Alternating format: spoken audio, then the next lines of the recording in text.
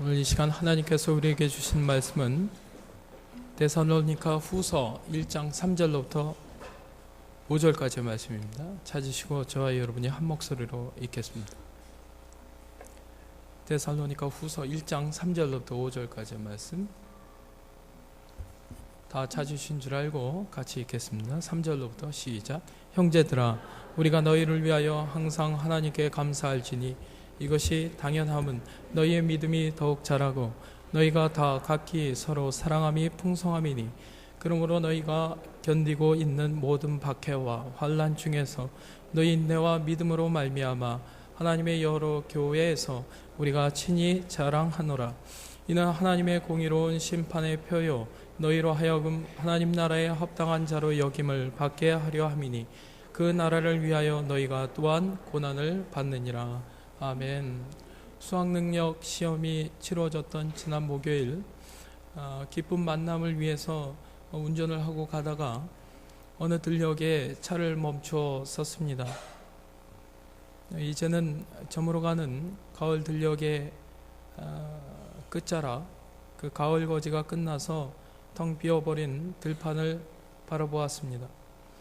쓸쓸해 보였지만 벼가 누렇게 익어가는 들녘의 풍경 못지않게 이 또한 너무나도 풍성해 보였습니다. 그러한 들판을 바라보던 제 마음에 세 가지 그림이 떠올랐습니다. 먼저는 시어머니를 봉양하기 위해서 이삭을 줍던 며느리 루스의 모습이었고, 추수를 끝내고 남은 이삭을 줍는 세 아낙네들의 그 고된 노동이 너무나도 서정적으로 묘사되어져 있는 프랑스 화가 장 프랑스와 밀레의 이삭 줍는 여인들, 그리고 이 또한 밀레의 작품인데요.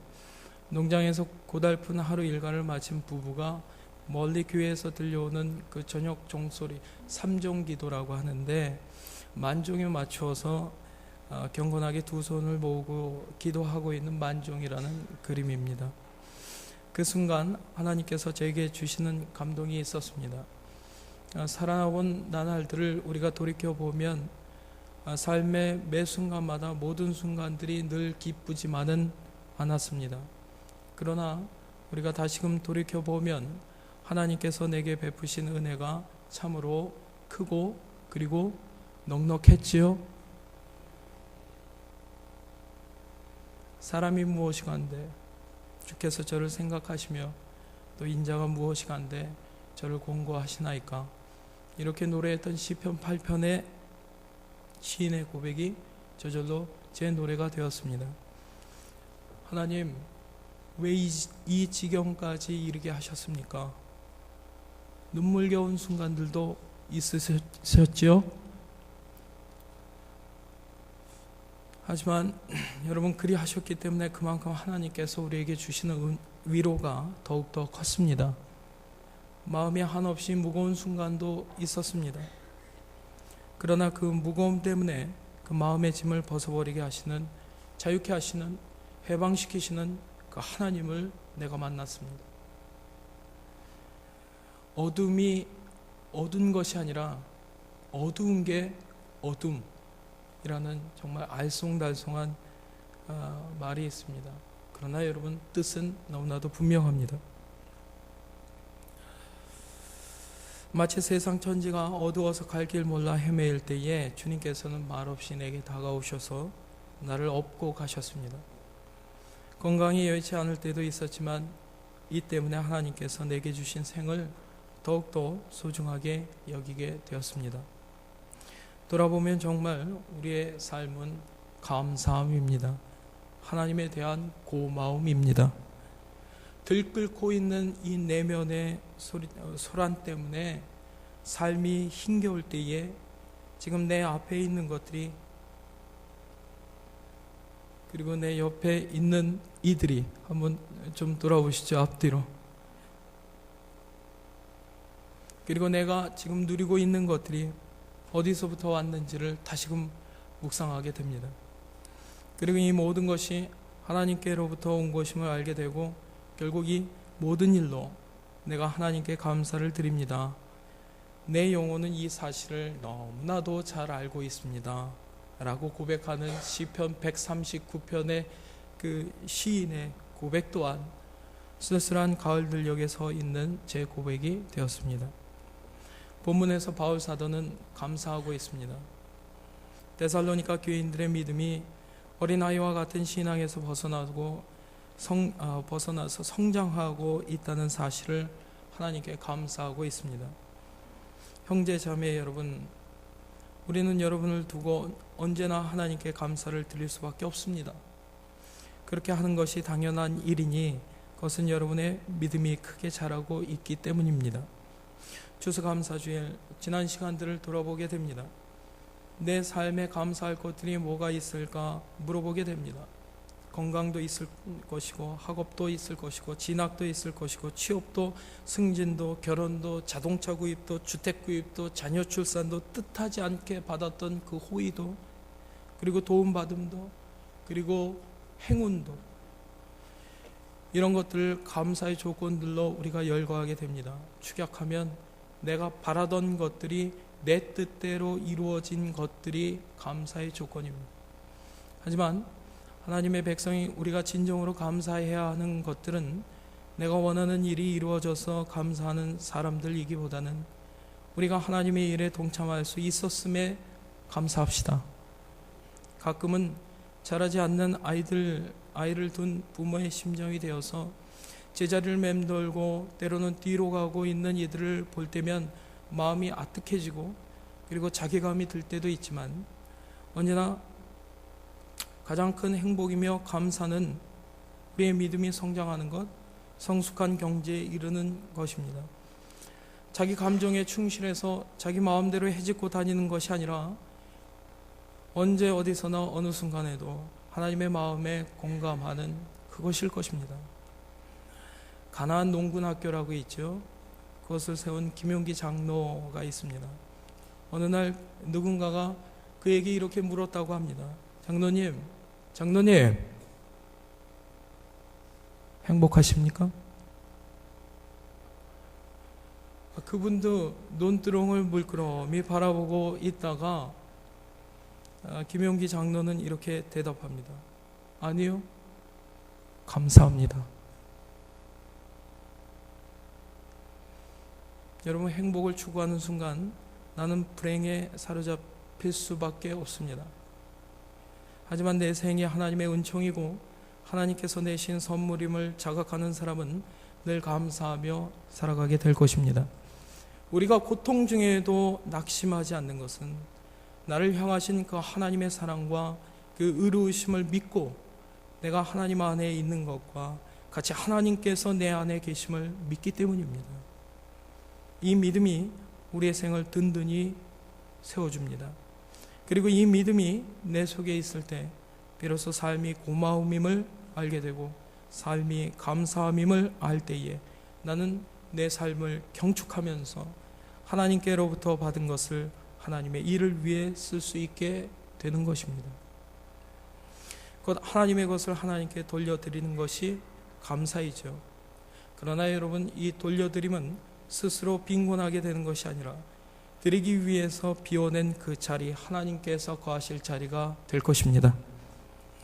오늘 말씀의 제목처럼 그렇기 때문에 여러분, 우리의 감사는 우리의 믿음을 타고 옵니다. 바울 사도가 데살로니가 교인들의 믿음이 자라고 있음을 보고 하나님께 감사하는 것은 이것입니다. 여러분 모두가 각자 서로에게 베푸는 하나님의 사랑이 더욱 풍성해 가고 있기 때문입니다. 서로에게 베푸는 하나님의 사랑이 여러분 풍성해질 줄로 믿습니다. 인색한 마음, 믿음의 성장을 가로막는 걸림돌입니다. 주님과의 깊은 일치를 경험할수록 품이 넓은 사람이 되어져 갑니다. 너무나도 안타까운 것은 내 품이 말이죠, 좁아져서 마침내는 가시가 된다. 내게 아픔을 준 사람에게 한 대로 돌려주려고 애를 씁니다. 누군가를 배제하고 따돌리고 싶어 합니다. 그래요, 여러분, 덥석 부둥켜 안고 싶지만 그 말대로 쉽지는 않습니다.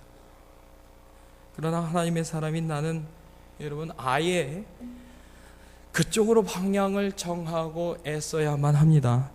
이것이 하나님의 뜻이니까요. 상대의 연약함까지도 품 안을 수 있는 하나님의 사랑의 넉넉함이 우리 연희 가족들에게 있습니다. 아멘.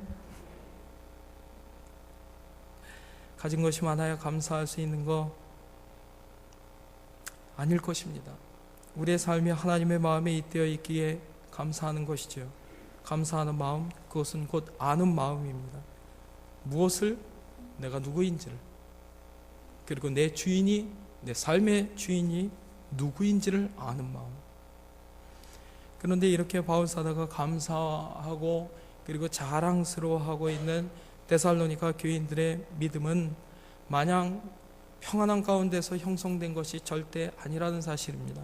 본문 4절 말씀, 그러므로 너희가 견디고 있는 모든 박해와 환난 중에서 너희 인내와 믿음으로 말미암아 하나님의 여러 교회에서 우리가 친히 자랑하노라. 데살로니가 교인들이요, 유대인들의 박해가 있었습니다.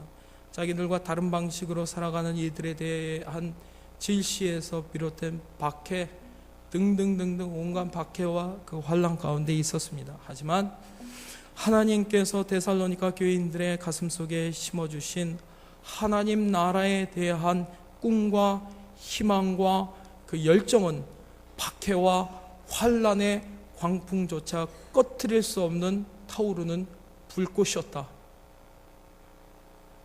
오히려 그들은 박해와 환난이 있을 때마다 그 현실에 대한 인내와 감사함으로 그들의 믿음이 더욱더 순수해지고 깊어져 갔습니다. 이제 여러분, 겨울이 서둘러 우리에게 다가올 것입니다.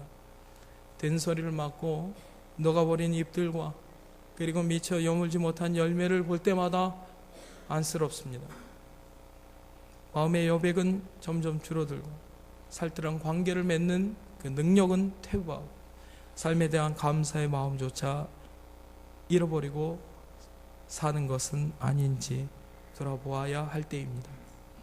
삶이 아무리 힘겨워도 여러분, 우리의 생은 계속되어질 것입니다. 그것은 생명의 주인이신 하나님께서 나와 그리고 우리와 함께 계시기 때문입니다. 살아온 날들에도 여러분 감사해야 하겠지만 여러분, 앞으로 살아갈 날들에 대해 감사합시다. 그리고 어두운 날에도 그 소망의 하나님을 바라보는 사람은 절대 여러분 낙심치 않습니다. 기뻐하고 감사하는 이에게 하나님께서 복을 내리십니다. 누군가 이렇게 소원합니다.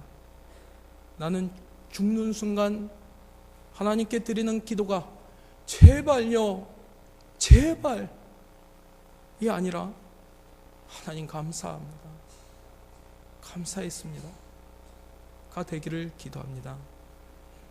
2015년 추수감사주일 이 예배 자리에서 이러저러한 일들에 대한 감사함을 여러분 넘어서서 하나님의 일에 동참하라고 불러주신 그 주님의 은혜에 깊이 감사하면서 그 일들을 위해서 여러분 우리의 손과 발을 다시금 걷어붙이시고 말씀 가운데 결단하는 우리 모두입니다. 기도합니다. 자비하신 하나님, 지난 시간 저희들에게 베풀어 주신 은총 하나하나 세워내고 기억해내면 하나님의 은혜가 차고 넘침을 고백하지 아니할 수 없습니다. 그러나 우리는 차고 넘치는 은혜에 감사할 줄 모르고 우리의 믿음이 깊어지는지 얕아지는지 돌아볼 생각도 없이 너무나도 허겁지겁 살면서 정신이 없었던 것 같습니다.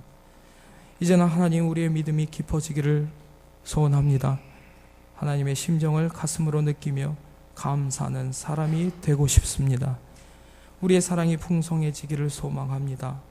어려움이 없기에 감사하는 사람들 되지 않도록 인도하여 주시옵고, 그 어려움 가운데서 또 그 어려움을 딛고 더 깊은 믿음으로 나아감을 감사하는 사람들 되게 하여 주시옵소서.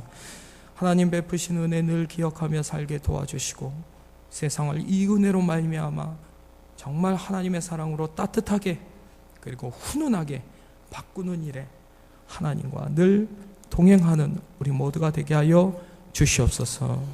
바라고 소원하오며 예수님의 이름으로 기도하옵나이다.